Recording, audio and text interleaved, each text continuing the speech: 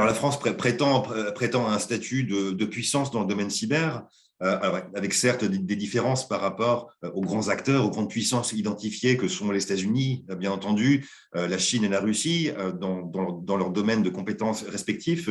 Et là, la France se situe peut-être au même niveau que certains de ses homologues en Europe. Je pense notamment à la Grande-Bretagne ou à d'autres acteurs extra-européens qui ont développé des expertises, des domaines d'excellence de niche. Je pense en particulier à Israël, bien sûr, qui s'est fait connaître depuis des années par une projection de sa cyberpuissance qui a dépassé le seul cadre régional. Alors, le cas de la France, il est intéressant parce il prend racine aussi sur une observation d'un paysage cyberconflictuel qui s'est quand même beaucoup transformé depuis quelques années, notamment depuis 2017, avec l'apparition de ces grandes cyberattaques qui ont été WannaCry et NotPetya, qui ont eu une résonance systémique à l'échelle globale et qui ont eu pour effet de pousser la France justement à prendre une part plus active dans le domaine diplomatique, tout d'abord, et ensuite à élaborer ses propres doctrines et à adapter ses propres stratégies de réponse par rapport aux menaces perçues à l'échelle internationale dans le domaine cyber. Et là, ce qui est intéressant, c'est que d'une part, ces menaces cyber, elles deviennent de plus en plus offensives et de plus en plus militarisées. Ça, c'est le fait, tout d'abord, d'adversaires géopolitiques identifiés qui n'ont pas de réel complexe, justement, à utiliser l'outil cyber dans des stratégies de puissance, là aussi très assumées,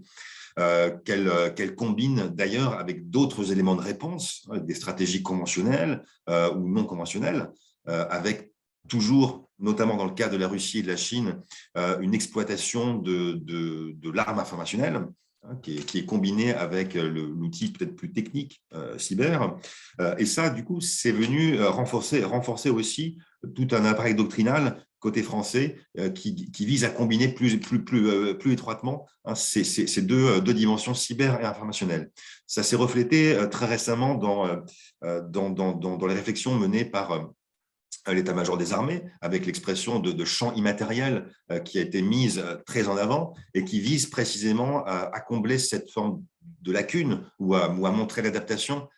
des différentes institutions françaises justement à ces menaces cyber. Alors ici, champ immatériel renvoie ici à la convergence de l'environnement informationnel, du cyberespace et aussi de l'environnement électromagnétique. Donc, les notions de guerre électronique, par exemple, de brouillage, qui aujourd'hui sont utilisées par quantité d'acteurs sur différents théâtres, et notamment par la Russie. Donc, on est dans un contexte côté français d'adaptation doctrinale, avec depuis 2017-2018 plusieurs documents qui sont venus montrer la prise en compte de ce facteur cyber dans une démarche de puissance de statut international. Ça a été d'abord la stratégie internationale de la France pour le numérique en 2017, qui a essayé de placer la France un peu sur la carte des puissances qui comptent dans ce domaine. La revue stratégique de cyberdéfense en 2018, qui a aussi permis de franchir une certaine étape en matière d'adaptation d'autres outils diplomatiques et sécuritaires par rapport à ces menaces. Et aussi, et peut-être surtout, l'année dernière, en 2021, la doctrine de LIO, de lutte informatique offensive, qui aussi visait à répondre à certains défis de la part de certains acteurs qui n'hésitent pas, je l'ai rappelé, à utiliser ces outils cyber dans leur démarche de puissance. Donc, tout ceci est basé sur un paysage institutionnel qui s'est aussi développé depuis quelques années, avec notamment la création d'un commandement du cyberespace, le ComCyber, qui depuis 2015, ça s'est renforcé par la suite, vise à prendre une place plus centrale, plus importante dans les réponses à apporter en matière de cyberdéfense. C'est extrêmement important parce que le cas de la France, il est un peu spécifique par rapport à certains de ses alliés, notamment les Britanniques, mais également les Américains, qui, eux, ne séparent pas, ou très peu, avec quelques évolutions, bien sûr, récemment, les capacités de cyberdéfense et les capacités plus offensives dans le cyber. En France, on a une vraie séparation entre ces deux dimensions, basées là aussi sur peut-être des cultures stratégiques et opérationnelles qui se différencient parfois. Une autre spécificité de la France, c'est également sa réponse à des cyberattaques, avec l'enjeu de l'attribution qui aujourd'hui est un petit peu l'alpha et l'oméga de stratégie de puissance dans le cyberespace. Et là, en l'occurrence, la France est toujours assez réticente à attribuer publiquement, directement, des cyberattaques à un État en particulier. Il y a quelques évolutions récemment qui se sont produites, mais globalement, la position de la France se différencie de certains de ses alliés, notamment les États-Unis, la Grande-Bretagne, voire d'autres pays européens comme les Pays-Bas, qui, eux, n'hésitent pas à attribuer de manière systématique des cyberattaques via une politique qu'on appelle le name and shame. Ça se produit encore une fois dans un contexte de multiplication de cyberattaques de plus en plus offensives, de campagnes d'intrusion en cours, avec un usage d'opérations clandestines dans le cyberespace qui vise aussi à masquer les responsabilités, l'origine de cyberattaques. Ça, c'est un point de différenciation majeur de la France qui est lié aussi, qui est également lié à une culture du secret, à un appareil aussi de renseignement qui compte beaucoup aussi dans la projection de ses capacités cyber. Sur le plan diplomatique, il y a également quelques initiatives intéressantes qui se sont manifestées depuis quelques années, avec notamment l'appel de Paris pour la confiance et la sécurité dans le cyberespace, qui a été présenté fin 2018 par le président français à Paris, et qui visait à décloisonner un petit peu les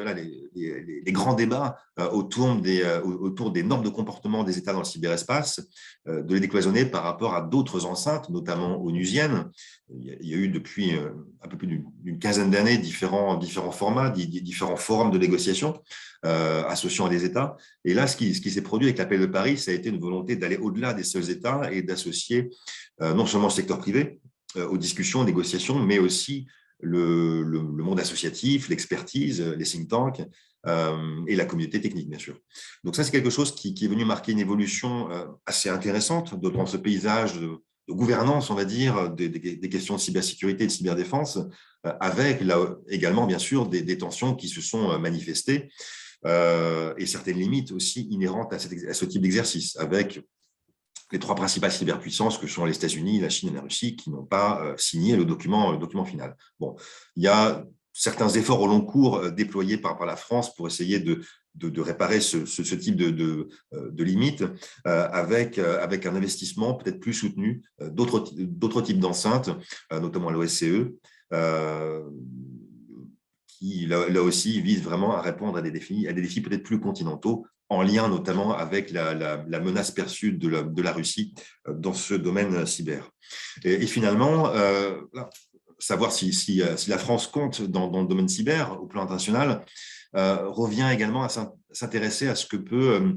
mettre en place la France au niveau national. Des capacités de cyberpuissance ne sont pas limitées aux seules réponses diplomatiques ou doctrinales, elles dépendent aussi de niveaux d'investissement en interne, d'un appui sur un tissu industriel, sur un écosystème de start-up qui, lui, s'est multiplié, aussi à la faveur d'un contexte qui était peut-être favorable à cela. Et tout ça repose bien évidemment sur une expertise, sur à la fois des ingénieurs, des développeurs, des managers qui doivent aussi être formés et répondre à ce type de défi. Donc, autrement dit, une cyberpuissance ne l'est pas totalement si elle n'a pas aussi su développer ses ressources humaines en la matière. Et c'est là où la France a je pense, un effet, un levier à utiliser si elle veut peser davantage dans les années à venir dans ce champ qui est très complexe et très évolutif.